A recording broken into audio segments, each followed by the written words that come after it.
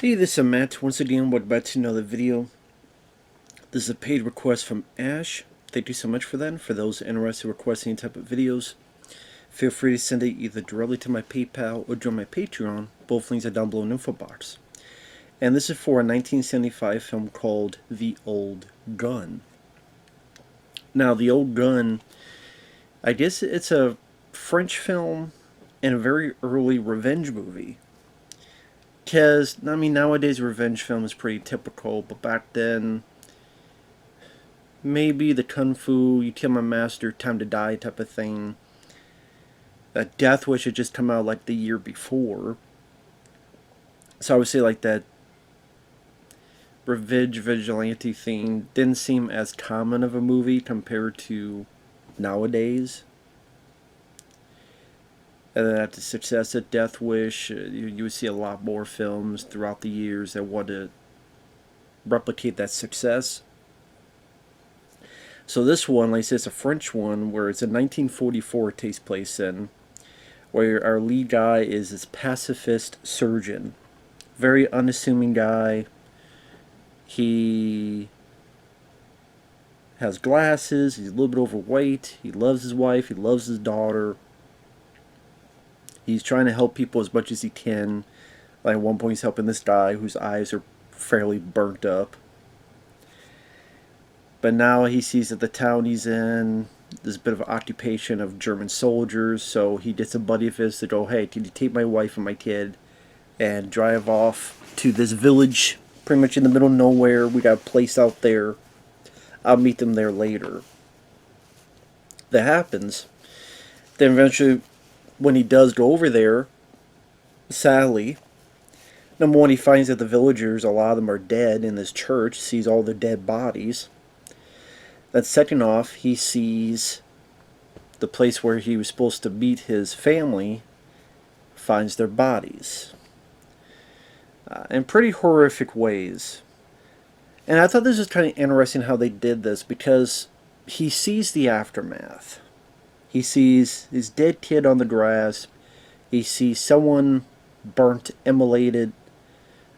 I'm not sure if that's the right word to use. Pretty much like when you're burnt up so badly it looks like you're ready to turn to ash, just like that. And then he sees the aftermath, and then we see what happened before he got there, where the German soldiers shot the kid twice, which some pretty decent blood squibs, and the wife got a flamethrower. I thought the way they shot it for 1975 was actually pretty good. I guess like they shot some kind of air thing at first. Did you see like her clothes and stuff? Which I guess would make sense because, yeah, I think as a flamethrower there would be like a burst of. So you see like clothes flutter and then flames are like on her. Like again, the way they did it, I thought looked pretty menacing. Again, looked pretty. Again, looks better than how they would do some of these movies nowadays. And they'll cut to someone being actually on fire. And right then and there, you just really hate these characters. You really hate these German soldiers. And he sees this and he freaks out and he wants to get revenge. Now, when it's just the revenge aspect, it's not too bad of a movie. I would say I did not mind the film overall. When he's showcasing his plan to take on these soldiers one by one. He knows the area. He knocks down these things so that when they drive over, the bridge collapses and kills some. He'll hide in the well, and when a soldier tries to get water, he shoots one. Nice bloody squib. And the dead body goes into the well.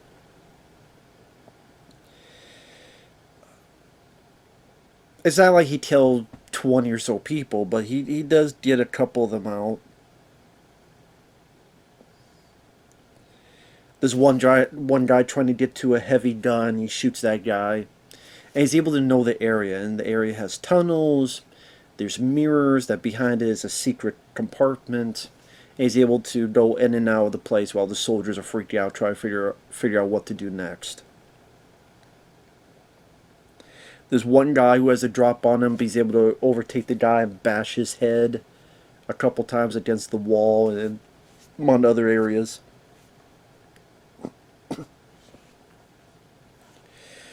Does have a satisfying ending for the lead bad guy. I'll put it that way. I'll get to that in a minute.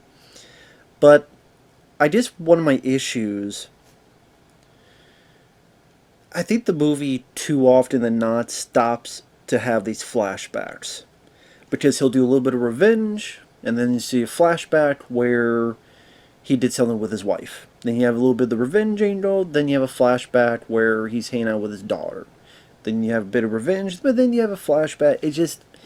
It breaks the momentum way too many times. I get that it's doing this to showcase the mental fortitude that's collapsing for our lead character, how much he loved his kid, how much he loved his wife. So I can appreciate that. But this is why a lot of times in movies they kind of do that in a continuous order. Like from A to Z. Not, okay, A, then here's G, H. They go back to B, then S, T, U, but then go back to C. Maybe it'll appeal to some people. Maybe some people won't be bothered by that. But to me, again, there's a reason why chronological is usually the best way to showcase this kind of story. And I say there's never been one that hasn't done that. I mean, Reservoir Dogs. Reservoir Dogs did that well, where we start with a bang, aftermath of this robbery, and then goes back to how these guys met up. Then we're back to the aftermath. But Tarantino, like those type of directors, they know how to handle a bit better. I think the pacing and also the cast helps with that. Here, again, I just think one too many times it would just cut away too much. Well, I'm trying to get into the groove of him getting his revenge and this location he's at, and getting in and out of the walls and the tunnels, and then he'll sit down and he'll be having this look on his face, and we cut to another flashback. Or he'll be behind the double-edged mirror, and the soldiers are watching a film, and he's looking at it, then he remembers something. It's just, like I said, it just stopped the pacing at times a bit too much. Maybe two or so, maybe you could have, but just, I thought just a bit too many.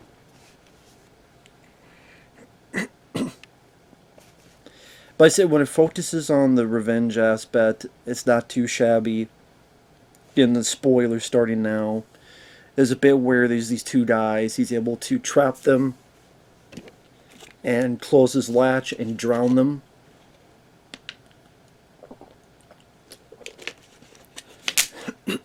There's even a bit where one of the soldiers wants to put on some civilian clothing and try to get the hell out of there. And the commanding officer doesn't like that because, like, you're bending your post, and they shoot at each other. Until ultimately it's just the lead bad guy left, and he kind of looks at a mirror and notices it's warping, like it's melting. He's like, what? And a flamethrower shoots out. Lead character shoots a flamethrower in order to kill the bad guy. So the bad guy goes through the same horror that our lead character's wife went through. So I thought that was satisfying. I mean, it's one of those films that, honestly, in this day and age when there's so many revenge or vigilant, however you want to put it, when those kind of movies, I don't think it's a necessity to see this film. I don't. In fact, you can find stuff on YouTube that kind of... There are places on YouTube that just sum up the whole movie and show all the best parts. I guess if you really, really, really want to look at, the history of revenge films and want to see something from a different country, different time period, here 1944,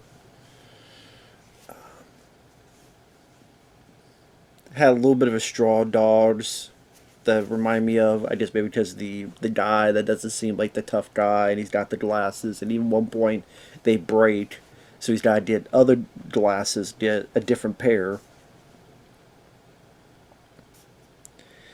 Like I said, when it's him going in and around the facility that they're in, the area, and he's taking his revenge one by one, I had a decent time with it. The acting wasn't too bad, but you do have to. I couldn't find a dubbed version, so you do have to find one with English subtitles. Unless you're better at me, you can find a dubbed version. Like I say, it's just one of those things where, like I say, it wasn't bad. I didn't have a bad time watching the film. I'm a sucker for revenge movies. I think there's certain moments that work well. At times, it's decently violent. Like I said, with the blood squibs, uh, the two flamethrower scenes I thought were fairly effective for different reasons. I don't think the lead guy did a bad job acting wise. It was interesting to see a guy of his looks, his shape, because you think of is usually that there's a certain type that they'll showcase to do this revenge. So it's nice to see someone with a little bit different, body build, look, all that type of stuff. I do like the gun itself, the double barrel shotgun. Can't go wrong with that. Like I said though, it's nothing that you haven't seen before. You will try to watch it, go, okay, it's nothing really special, but I don't think it's bad. And again, I think just too many flashbacks that break the momentum of the revenge aspect. I think just some of those were put into the beginning of the film, and then once the revenge starts, we stick with it to the fiery end. For me, I think it would have worked a bit better. But overall, I didn't hate the film. So with that said, thanks for watching. Take care, everyone, and we'll see you guys later. Bye bye for now.